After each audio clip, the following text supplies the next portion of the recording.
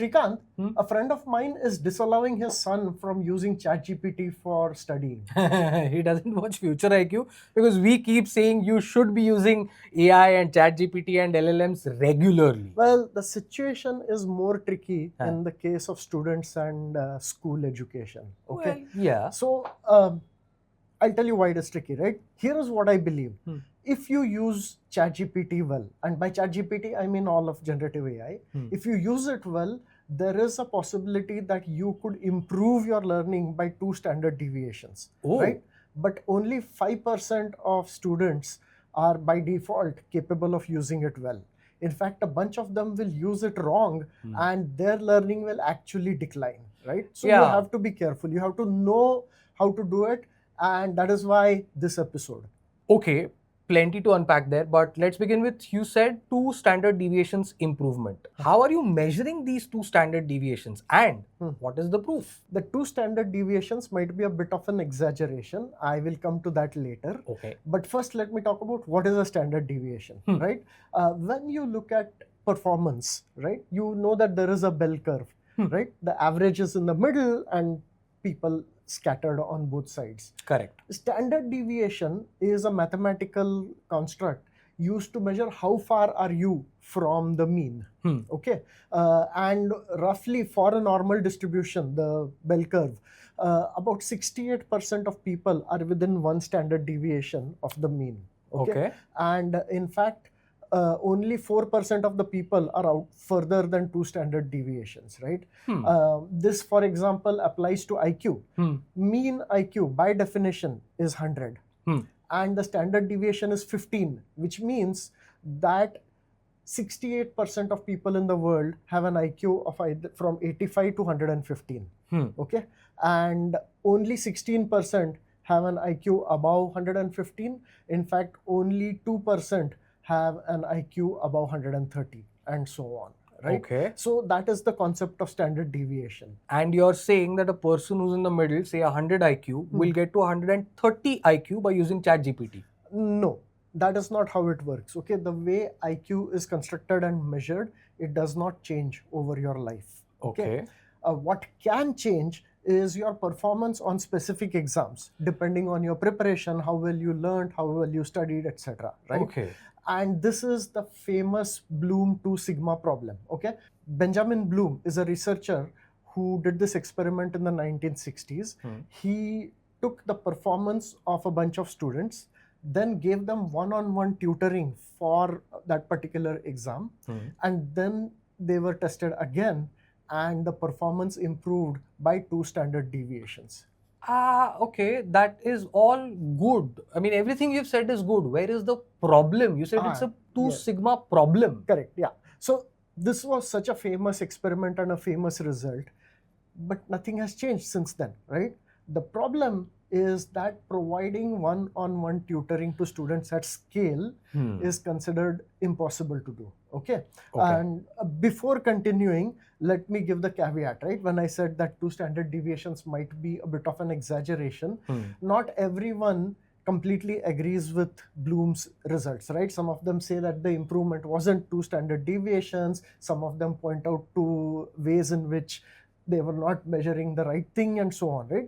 But pretty much everyone agrees that one-on-one tutoring can have a big impact, not necessarily 2 standard deviations, right? Except that until now, we couldn't actually give one-on-one tutoring to most people. Right. So that is the problem, not the fact that it may be unverified, not the fact that one-on-one tutoring is questionable in terms of improvement, but the fact that we can't give one-on-one tutoring. Exactly. And for the first time in history, we have technology which can provide one-on-one tutoring at scale, and that is AI. Yeah, but the question, there is a bigger question there. Is AI good enough? I mean, there are so many problems with hallucinations. Everybody knows about the strawberry test. AI doesn't know how many R's there are in strawberry. There are math problems. AI doesn't know 9.11 is smaller than 9.9. It consistently says it's bigger. So how do you trust AI? Okay, so first of all, the latest models don't have these problems. Okay, the latest models are much better, especially when they use tools to do some of these calculations. Okay, the second thing to keep in mind is that the latest models are also not perfect, right? They do have problems. But one of the things we keep saying on Future IQ is that don't compare with the ideal, right? Your teacher isn't going to be Einstein or Feynman. Your teacher is going to be an average human teacher.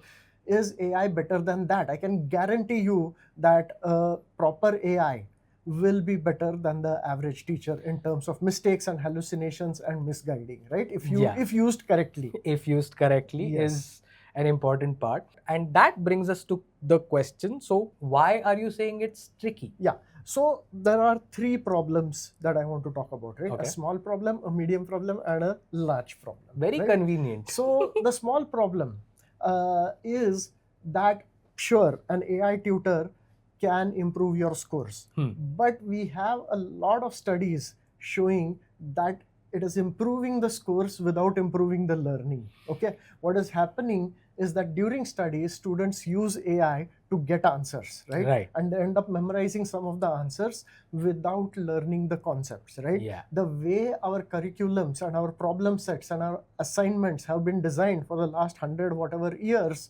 is that if you go through them and you struggle through them and you do them yourself, you end up learning the concepts, right? Correct. But now if you're going to get the answers from AI, you end up not learning. So essentially what the students are doing is that they are using the AI to avoid learning, right? Yeah. That's like you going to the gym and saying, okay, this robot will lift for me. Okay. I also think that the friend that you were talking about at the beginning of the episode did not give his child ChatGPT because of this worry. Absolutely. And this is a very valid worry because ultimately students focus on getting good marks, most of them, right? Correct. And they don't have a well-developed prefrontal cortex, because of which their executive decision-making abilities are immature, right? Yeah. And they will most of the time make the immature decision of going for the quick marks rather than the hard learning, right? All right, so that's the small problem. Right. The medium problem? Right. So the small problem could be fixed by using an appropriate prompt, right? There are lots of tutor prompts you can get on the internet which will tell ChatGPT that do not give the answer directly, make the student struggle. In fact, I have put one such detailed prompt on my blog on how you can use it to make ChatGPT make you learn, right? Yeah, his blog is actually a Substack and you should definitely subscribe to that Substack. We'll put a link on the screen and in the description. Go subscribe to his Substack. Yeah. Amazing newsletters he writes. Yeah. So the medium problem is that even when a student is using AI to learn, right? Okay, so explain to me how this works, explain to me how this works and so on, and you use it for learning, not to get direct answers, still there is the illusion of learning. Okay, we have done an entire episode on overconfidence and the illusion of explanatory depth, right? So AI gives you the feeling that you have understood because AI explains things so well and so cleanly and so smoothly that you feel you have understood. But then, and probably if the test is tomorrow, you are able to reproduce the sentences AI used and you think you understood, but a few months from now it is all gone, right? Yeah. There's also the fact that the Ebbinghaus forgetting curve comes into play there. Correct, exactly, right? So this can be fixed by having an even more elaborate prompt, right? The blog that I talked about, that talks about how the AI should force you not just to understand things, but to practice, give you practice problems, make you solve those problems. That's how it goes into your head, right? Learning isn't about just understanding. It is about using that understanding to solve problems and recall. Yeah. Can you recall? Including, can you recall today? Can you recall 3 days from now? Can you recall 1 week from now? And so on, right? So that is learning. So that is the medium problem. Yeah, so small problem fixed, medium problem fixed. That leaves the big problem. Exactly. What is the big problem, Naveen? Okay, the big problem is the failure of Khan Amigo. Khan Amigo. Khan Amigo is Khan Academy's AI tutor. Oh, yeah. Khan Academy was very early in realizing the potential of ChatGPT. Okay, they got early access to ChatGPT and they used it to build a tutor which can run in parallel with the Khan Academy videos and lectures and whatever. And they spent a lot of time and effort and money into setting it up in such a way that it will help you to learn. It will not give you the answers. It will prod you. It will ask you questions, everything, right? The way a tutor should be solving the small and the medium problems. Okay? Right. And not just that, but Khan Academy has a brand name, right? So they got lots of funding. They got lots of push for adoption from governments. They got lots of pull from adoption from schools who wanted to incorporate this technology. And it's been years of this, and the results are nothing. Yeah, because I couldn't even remember that Khan Amigo existed, or Correct, Khan yeah. Migo, or whatever it is. And I mean, Khan Academy themselves put out some recent blog posts and so on, interviews about this, where they pointed out that students are just not using it, right? If students use it, then it would be an excellent tutor. The problem is students are not using it. Yeah, that is a big problem. You can take the horse to the water, but you can't make it drink. So what was the problem? Why wasn't the horse drinking the water? Yeah, so the same reason why Coursera can give you a Stanford education. All the Stanford courses are there online and pretty cheap or free, but still you don't have a Stanford education, Srikanth. See, The reason is that the means of learning are abundant, but the desire to learn is scarce, as Naval says, right? Yeah. See, in my case, it's more to do about time than desire, but also desire. So And discipline. And thank you, Naveen. But then that's the question: how do I get this desire? How do I get this discipline? Yeah. So I think that the core here is the discipline, right? Of course, the zeroth basic thing is that first understand what is the right way of using AI to learn, not to avoid learning, right? Look up the good prompts, look up the good systems and so on. Then push yourself to use an AI tutor, right? Or your child, okay? The sophisticated ones, which will force you to recall, rephrase, practice and repeat, okay? That's actually a good ladder: recall, rephrase, practice, and repeat. Yeah. The second thing is that if you can afford it, go for the paid models, right? The $20 per month subscription. And then once you have that, you definitely should be using AI agents. So if you have ChatGPT, use Codex CLI. If you have Claude, use Claude Code, okay? The way that is different is that the web interface of this pretty much encourages you to ask questions and get answers, right? Whereas the agent interface encourages you to make things, build things, do analysis, right? So instead of learning by reading text, right, you can learn by trying to build something, create a simulation, create an app, and so on, right? And I think more and more people should actually use the CLI. It looks scary in the beginning, but believe me, it is liberating. Yes. Not having the GUI distraction is a whole different ball game. Yeah. And I recently realized this when attempting to build things on my own. Yeah. The most important thing though, which I haven't answered, is the discipline part of it. Yes, right? please. And for that, I think I should just point to an expert, right? Atomic Habits, which we keep talking about on the channel, is a very great way of building discipline. Or more accurately, reorganizing your environment in such a way that discipline becomes unnecessary, right? Doing the right thing becomes the easy things to do. That is what you should do, right? Lots of techniques in that book and in some of our previous episodes. So you should check that out. I mean, we have done quite a few episodes around Atomic Habits, not necessarily the book, but a lot of concepts from the book. So go check those episodes out definitely.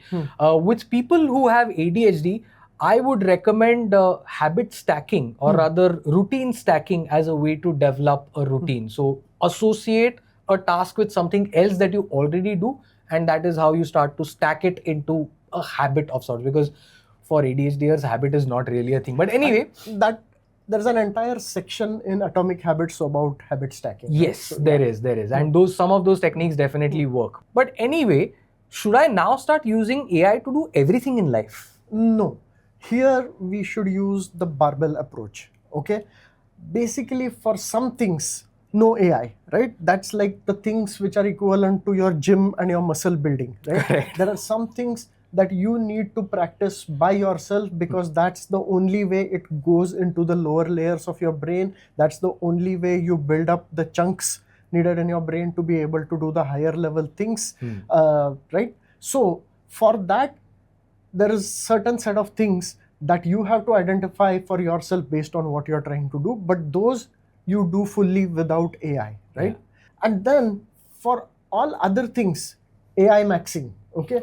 So, and if you are doing AI maxing, then you should be seriously AI maxing. AI today is capable of so much that, for example, students should take on projects that adults are afraid to do. I mean, the adults without AI, right? Yeah, I mean, it is hard projects. Take them on and then force yourself to understand what is happening, what the AI is doing, and guide it towards what you want it to do. You'll be surprised at how much students can achieve just by doing this. And actually, to generalize what Naveen has been saying, a lot of it sounds like this is just about coding or school or whatever. The idea is to get the fundamentals done by yourself with pen and paper, or if you are into a more physical kind of thing, then practice the physical fundamentals, or rather the fundamentals of that physical job or task or whatever, and then use AI to build upon that task with in many different ways. But I'm sure there must be some things that I need to be very cognizant of even while adopting AI in my day-to-day. Yeah. So one thing, by the way, is that this is not supposed to be easy, right? The AI makes it look easy and you just give a one-line prompt and it does something. That's not the way. That is too easy. Even this part should be hard. Some things in life should be hard, including this one, which means that, okay, you're not putting effort into doing the thing, writing the code or solving that problem or whatever, because AI is doing it for you. But now you should be putting effort into understanding how to use AI agents, how to use AI better, right? Now that is one skill that you need to start studying for. Unfortunately, your school or college does not have this in the curriculum yet. You need to add that to your own curriculum, right? A bigger problem is that, basically don't overdo the AI bit. Touch grass, as my son would say, right? Make sure that you don't lose touch with actual human friends, mentors, and networks, right? In fact, go out of your way to spend time with actual human beings, right? Third thing is that you have to be aware of AI sycophancy, okay? Sycophancy is where the AI loves to please you, okay? And so you come up with something and you say, why don't we do X, Y, Z? And it'll say, what a brilliant idea. Problem is that AI just wants to make you happy. So it will become a full yes man, okay? And unless you use techniques to get real feedback from AI, you will not get real feedback. I mean, your teachers love giving you real feedback. The AI doesn't, right? And finally, AI psychosis is a thing, right? I'm using the term loosely, but basically some people just get so sucked into AI that they're spending like hours and hours and hours until 3 a.m. at night, just spending all their time with AI, and just the AI and the person are in communion with each other, and just that's not a good situation to be in, okay? Definitely not. The AI is a tool, not your companion. So. Wow, that's actually a wonderful summing up of the episode. The AI is a tool, not companion. And like with all other tools and like with all other technology that has developed over the years, decades, millennia, every new jump comes with a layer of abstraction that is created on the previous layer. And AI is the latest abstraction. By that I mean that things that you used to do manually are now being done by AI, which means there are new things you can do manually. But what those things are is something you will have to discover. And while you're discovering that, you will also have to make sure that the things that used to be done manually are not forgotten. Because if we keep forgetting them, there will come a point where technology will be indistinguishable from magic, because we won't know what is making that technology happen. Keep that in mind while you go experiment with AI, which I definitely recommend you and Naveen's friend to do, especially kids and younger adults. Go ahead, have fun. Shrikant, Naveen, Future IQ. Tell us what fun you had in the comments.